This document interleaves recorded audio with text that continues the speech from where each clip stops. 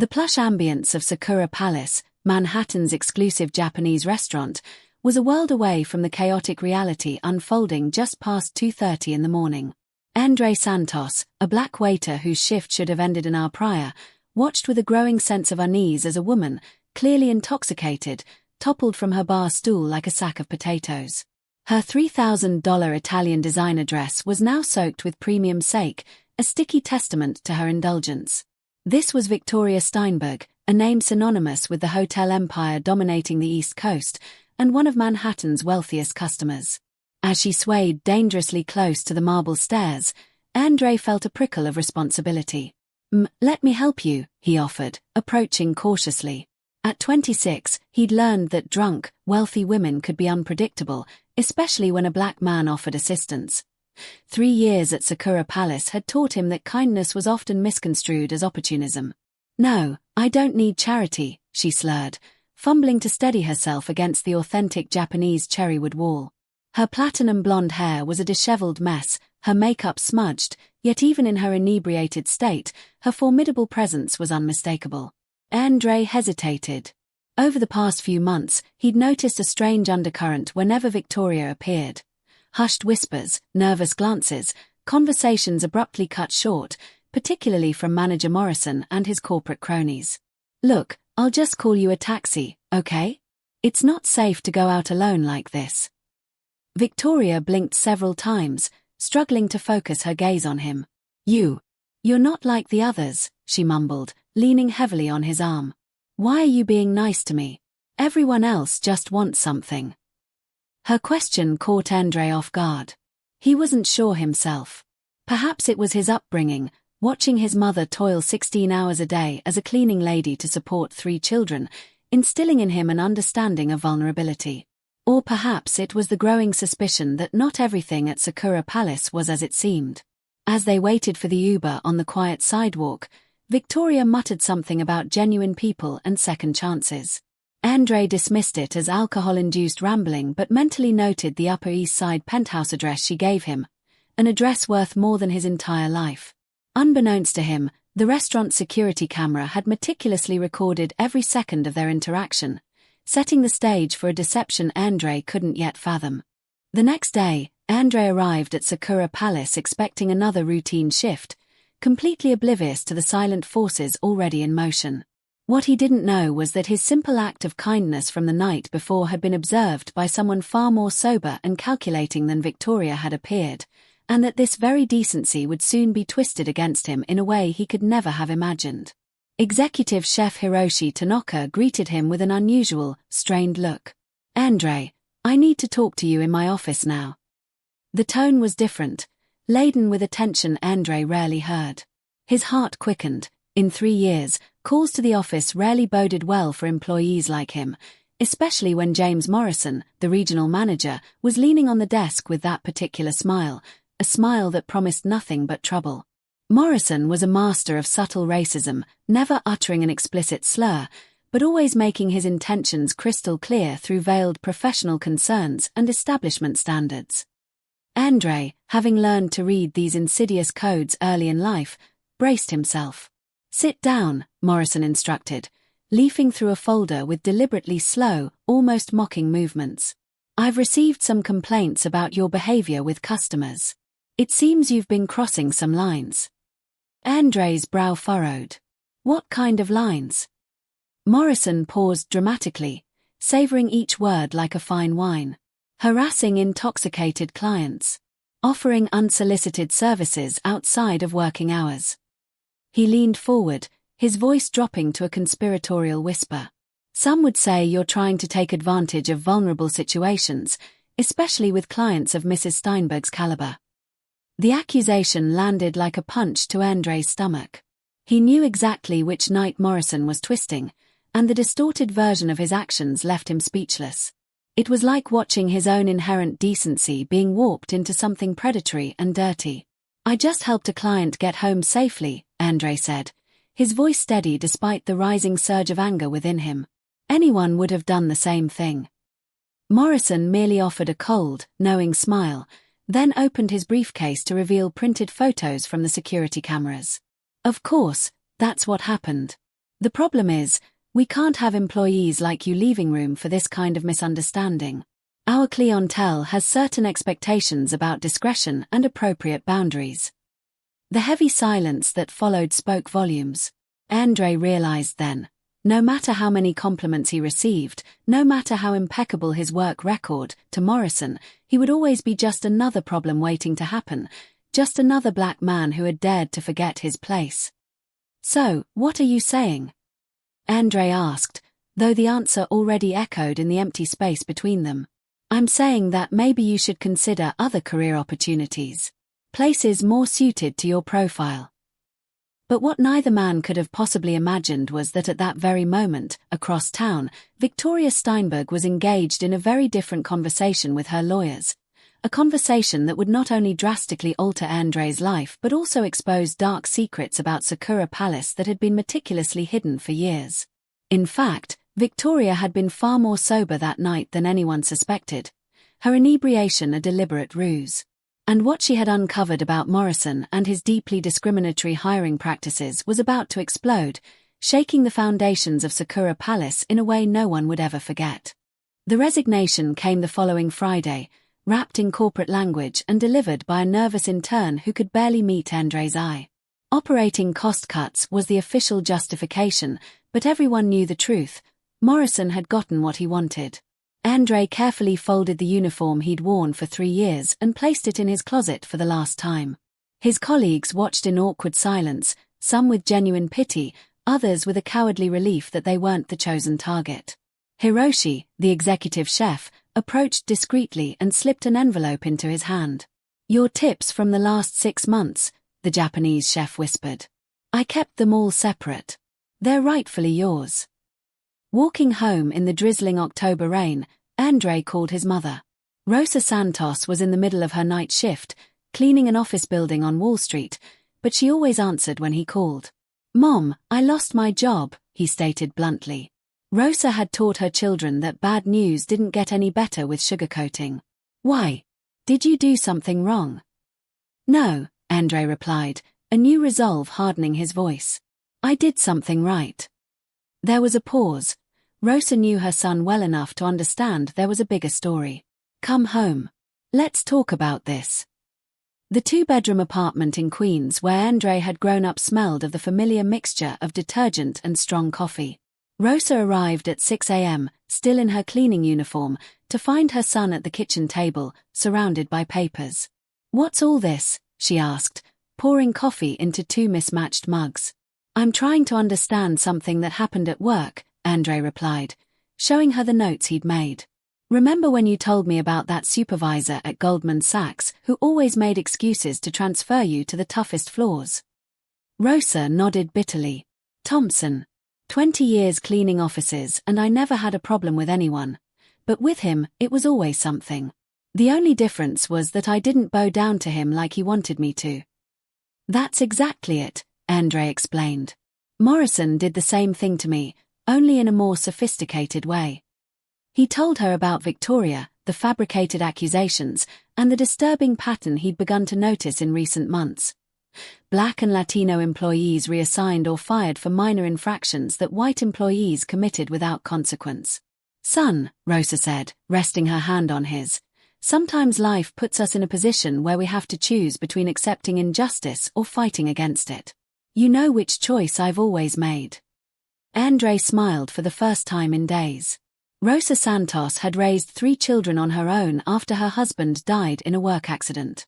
She had faced racist supervisors, condescending rich ladies, and a system that constantly tried to remind her of her place, and never, not once, had she bowed her head. "What are you going to do?" she asked. "I don't know yet, but I'm not going to pretend nothing happened." On Monday, Andre returned to Sakura Palace, but as a customer. He asked for a table in the corner and observed the dynamics he'd never fully noticed from the other side. Morrison circled the main room like a king inspecting his kingdom, stopping for whispered conversations with important white customers, completely ignoring tables occupied by people of color. That's when he saw something interesting. Victoria Steinberg entered alone and asked for a discreet table at the bar. Morrison practically ran to greet her, all smiles and bows, But Victoria dismissed him quickly, preferring to sit in silence, watching the restaurant's movement. Andre realized she was doing the same thing he was, observing, taking notes, paying attention to details most people ignored. When their eyes met briefly, she gave him a small, almost imperceptible nod. That night, Andre received a message from an unknown number. Coffee tomorrow at 9 o'clock. Corner Deli on 72 and Columbus. We have a lot to talk about. V. He stayed up late, thoughts swirling. 3 years working in that place had taught him that people like Victoria Steinberg didn't send messages to people like him without a very specific reason. And considering Morrison had used her name to justify his dismissal, Andre suspected this reason would be very interesting. In his desk drawer, he kept a small notebook where he'd meticulously recorded all the inconsistencies he'd noticed at Sakura Palace over the months. Dates, times, strange conversations, customers who received special treatment for no apparent reason. He had never known exactly why he kept this information. But now, looking at the pages filled with his careful handwriting, Andre began to understand. Perhaps it was no coincidence that Morrison was in such a hurry to get rid of him. People who pay attention to details can become inconvenient when there are secrets to hide. Each new humiliation had only strengthened something inside him that Morrison couldn't see. A silent determination that grew precisely under pressure, like a diamond being formed underground. What that privileged man didn't know was that every act of contempt was writing his own sentence, and that Andre Santos was not the kind of person who forgot or forgave injustices. For a moment, when he had bowed his head before the veiled insults in the office, Morrison thought he had broken his spirit. But those who know true strength know that it grows precisely in silence, fed by the righteous anger of those who know they deserve much more than they have been offered. The Corner Deli on 72 was exactly the kind of unpretentious place where millionaires rarely appeared. Worn formica tables, coffee served in thick mugs, and the permanent smell of fried bacon in the air. Andre arrived 10 minutes early and chose a table in the back, still not completely believing that Victoria Steinberg had asked to meet him. She showed up promptly at 9 a.m., wearing jeans and a simple blouse that probably cost more than Andre's monthly salary at Sakura Palace. Without the elaborate makeup and impeccable hair from the night at the restaurant, she looked surprisingly ordinary, until she opened her mouth. "You were fired because of me," she said without preamble, sitting down across from him. "Morrison said I filed a harassment complaint." Andre nodded. "That's what he told me." "That's a lie." Victoria pulled out her phone and showed him the screen. "That's the only conversation I've had with Sakura Palace since that night." It was an email thanking her for her exceptional assistance and asking her to congratulate the employee responsible. Andre read the message twice. The date, the time, everything matched. Morrison had made up the complaint completely. "Why are you showing me this?" Victoria smiled, but there was no humor in it. "Because my company has a significant stake in the group financing the expansion of Sakura Palace. And because over the past 6 months, I've been investigating a very interesting pattern of racial discrimination in the hiring and firing of employees." Andre felt something shift in his chest. "You knew I was going to be fired." "I suspected it. Morrison has a problematic history. 3 black employees fired in the last year, all for minor infractions that white employees commit without consequence. A Latino waiter transferred to the kitchen after receiving many compliments from customers. You were next on the list." She opened a folder and slid documents across the table: employment contracts, performance reviews, customer complaint records. Andre recognized some names. Colleagues who had simply disappeared from the restaurant without clear explanation. "Morrison is systematically building a team of white front-of-house employees," Victoria explained. "He keeps a few Latinos in the kitchen so it doesn't look too obvious, but anyone black in a visible position is gradually weeded out." Andre studied the papers. "How did you get all this?" "I'm an investor. I have access to human resources reports." Victoria paused. "And I have other personal reasons for wanting to see Morrison face consequences." Over the next hour, Victoria recounted her own story, How Morrison had systematically rejected her suggestions for diversity programs, how he talked condescendingly about appropriate clientele and establishment standards whenever she mentioned inclusion, and how she had discovered that he was using his position to filter not only employees but also customers who didn't fit his narrow vision of excellence. "That night you helped me," Victoria continued. "I wasn't really drunk. I was testing how the staff would react to a vulnerable customer. Morrison saw me coming and just disappeared into his office. You were the only one who offered to help." Andre leaned back in his chair, processing. "So it was all staged." "The situation, yes. Your response, no. You genuinely cared about a stranger in distress, and that told me everything I needed to know about your character." Victoria opened her laptop and showed him a detailed presentation. Hiring charts by ethnicity, retention statistics, promotion patterns. The case against Morrison was built with mathematical precision. "I'm putting together a lawsuit for systematic discrimination. I need employees willing to testify." Andre looked at the data, then at Victoria. "And you think I'm going to get other employees to take that risk? Most of them have families to support. That's why I need you as coordinator. You know the people. You know who you can trust." Victoria closed her laptop. "And there's something else. I'm offering you the opportunity to take over the management of a new Japanese restaurant my company is opening in Harlem. Shared ownership. Profit split with the employees. Clear diversity policies." Andre was silent for a long moment. It was almost too tempting to be true, but at the same time, it made cruel sense. Victoria Steinberg didn't do charity, she did smart business. "What's the real reason?" he finally asked. Victoria smiled, this time with genuine admiration. "Morrison underestimated me because I'm a woman and young. He's underestimating you because you're black and a mere waiter. People like him repeat the same mistakes of pride over and over again." Andre thought of his mother, the bills piling up, the years he had spent swallowing small and large humiliations at Sakura Palace. He thought of the colleagues who had disappeared quietly, the veiled jokes, the condescending looks. "If I do this," Andre said slowly, a fire igniting within him, "it won't just be about getting a better job. It will be about making sure Morrison faces the full consequences of what he did." Victoria held out her hand. "That's exactly why I chose you." Over the next 2 weeks, Andre transformed into something Morrison would never have expected, a meticulous and strategic organizer. He diligently collected statements, recorded authorized phone conversations, and photographed documents that Marcus, a kitchen assistant, was able to discreetly access. Each new piece of evidence meticulously revealed the systematic extent of the discrimination. Morrison wasn't just a casual racist, he was a deliberate architect of exclusion, meticulously using his power to mold Sakura Palace in his own distorted image of superiority. Meanwhile, Morrison went about his normal routine, utterly unaware that every condescending word, every discriminatory decision, was being carefully documented. The arrogance that made him feel untouchable had, in fact, become his greatest vulnerability. For a moment, when Morrison smiled with satisfaction at seeing yet another Latino employee reassigned to less visible duties, he truly believed he had perfectly shaped his little kingdom of privilege. But those who truly understood justice knew that its power grew precisely in silence, patiently fed by those who understood that the sweetest revenge was the one the enemy never saw coming. The meeting was scheduled for Monday at 10 a.m. at the Sakura Palace corporate office. Morrison arrived brimming with confidence, convinced it would be another routine discussion about operational efficiency with investors.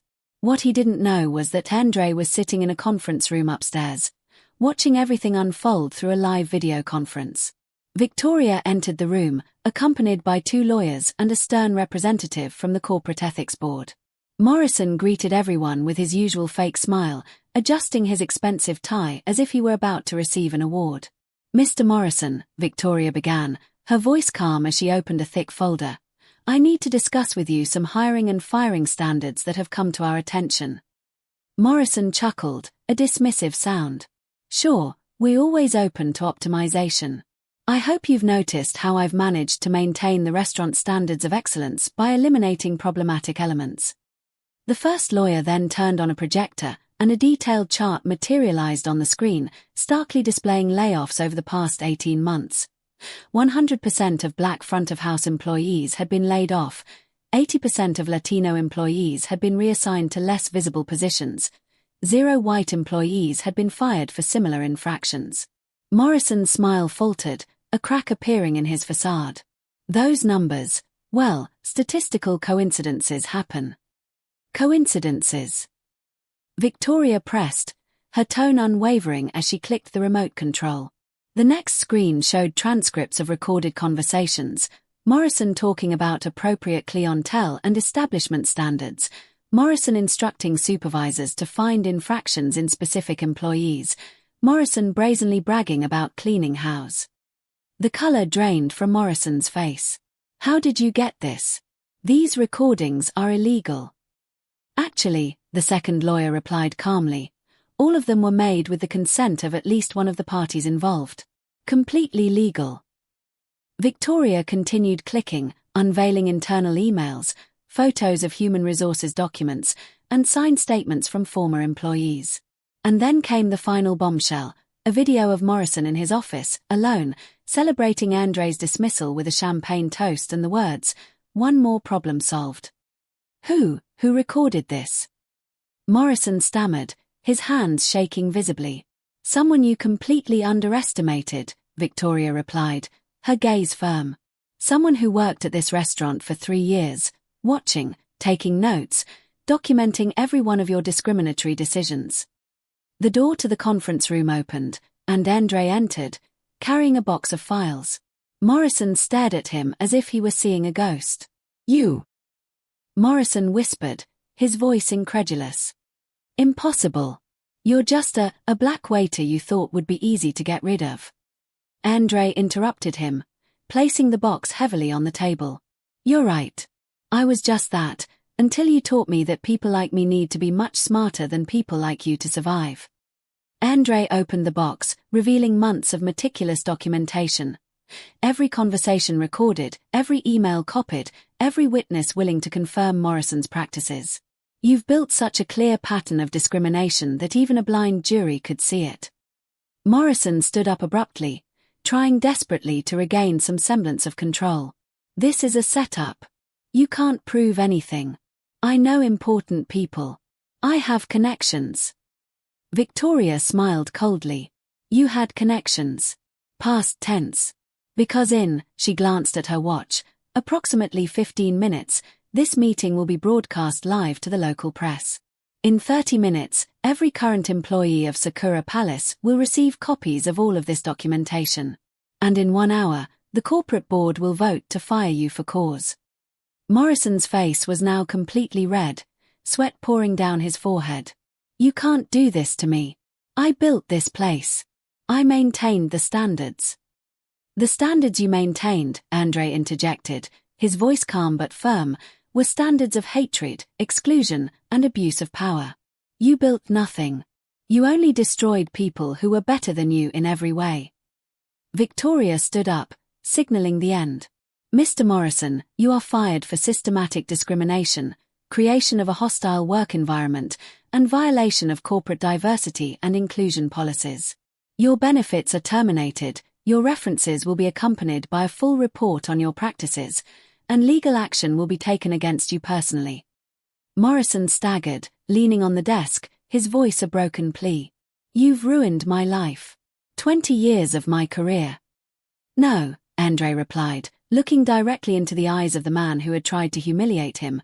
You ruined your own life the moment you decided that the color of your skin gave you the right to destroy the dignity of other people. I merely documented the choices you made. As Morrison was escorted out of the building by security guards, a shell of his former arrogant self, Andre remained in the room, watching through the window. Victoria approached him, her voice soft with genuine curiosity. How do you feel? Andre took a deep breath, a sense of lightness filling his chest that he hadn't felt in years. I don't feel vindicated. I feel free. Like I can finally breathe without fear of being judged for existing. Meanwhile, Morrison, in a desperate frenzy, tried to call his contacts, only to discover that news of his dismissal had already spread like wildfire throughout the industry. His reputation, built on a rotten foundation of prejudice and privilege, was crumbling in real time, leaving him utterly exposed. Victoria looked at Andre with profound admiration. "You know, you could have chosen to just take the job I offered you and leave all this behind." Andre smiled, a rare, genuine smile that reached his eyes for the first time in weeks. "My mother always taught me that when you have the power to make a difference, not doing so is also a choice. I chose to make a difference." As Morrison left Sakura Palace for the last time, carrying his belongings in a cardboard box, one lingering question hung in the air. Was it possible that a man who had spent decades feeding his sense of superiority through the humiliation of others could truly understand the extent of the damage he had caused? Or are some privileges so deeply ingrained that even the most complete defeat cannot eradicate them? 6 months later, Andre stood in the middle of what was once an abandoned warehouse in Harlem, watching a team of designers transform the space into something Morrison could never have conceived. Kibo, the Japanese word for hope, would not just be a Japanese restaurant, it would be a statement. Victoria had fulfilled her promise, even more generously than she had initially offered. Andre wasn't merely the manager, he was a co-owner, with 30% of the stock and complete autonomy to hire and train the staff. More importantly, every employee would receive a share of the profits, a revolutionary concept in the often exploitative restaurant industry. "How many former Sakura Palace employees did you hire?" Victoria asked, reviewing the list of new hires. "Everyone who wanted to come," Andre replied with a triumphant smile, "and some that Morrison fired years ago. Jenny is going to be our head server, Marcus took over the kitchen, and Hiroshi agreed to be our cultural consultant." The irony was delicious. Morrison had spent years boasting about maintaining standards by systematically eliminating talented employees because of the color of their skin. Now, those very same employees were creating something that would make Sakura Palace seem not only old-fashioned but utterly irrelevant. Andre's phone rang. It was his mother calling from work. "Son, I just saw a story about you in the paper. Are you sure it's not a dream?" Andre laughed, a genuine, joyful sound. The article had come out that morning. Former waiter who faced discrimination opens revolutionary restaurant in Harlem. The accompanying photo showed Andre with his diverse staff, all smiling genuinely, the exact opposite of the tense, hierarchical atmosphere Morrison had cultivated. "It's real, Mom. And there's more. Remember that conversation we had about dignity in the workplace? Now I'm creating jobs where people are respected from day one." Meanwhile, across town, Morrison faced a very different reality. The lawsuit filed by Andre and the other employees had escalated into a federal case alleging systematic discrimination. His important connections had evaporated overnight. The man who once felt untouchable now couldn't even get an interview for basic management positions. On Kibo's opening day, Andre looked around the crowded dining room and felt something he hadn't experienced in years: genuine pride. Not the hollow pride of humiliating others, as Morrison practiced, but the profound pride of building something truly greater than himself. Kibo was an immediate success. Reservations were booked solid for 2 months, and food critics praised not only the exceptional cuisine but also the welcoming and respectful atmosphere Andre had created. Employees smiled genuinely, and customers felt truly welcomed, regardless of their appearance or background. Marcus, now executive chef, approached Andre during the evening rush. "Chef, Table 12 wants to thank you personally. They said they've never been treated so well in a restaurant." Andre walked over to the table, where an elderly couple greeted him with warm smiles. "We wanted to thank you personally," the lady said. "It's been so long since we felt truly welcome in a place like this." It was moments like these that reminded Andre why he had fought so hard, not for revenge, but to create spaces where no one would ever have to feel the way he had felt at Sakura Palace. A year after his resignation, Andre was sitting in his office at Kibo, reviewing proposals to open a second location in Brooklyn. His mother had retired, Andre insisting on covering all her expenses so she could finally rest. The restaurant staff had become a genuine family. Morrison, the last Andre heard, was working as an assistant manager at a fast food chain in the suburbs. Ironic, How the man who despised people like Andre now depended on the generosity of employers willing to give second chances. Andre looked out the office window, watching the vibrant movement of Harlem outside. People of all colors and backgrounds passed by on the sidewalk, many stopping to read Kibbo's menu with curiosity and interest. It was exactly the community Morrison had tried to exclude, and now they were the very foundation of Andre's success. The best revenge hadn't been destroying Morrison. It had been building something so good, so inclusive, that it made everything he stood for utterly irrelevant. While Morrison languished in bitterness and irrelevance, Andre flourished, creating opportunities and changing lives. Morrison tried to diminish Andre because of the color of his skin, but he ended up revealing only his own profound insignificance. Andre learned that true victory isn't about bringing down those who hurt you. It's about achieving a greatness they could never possibly imagine.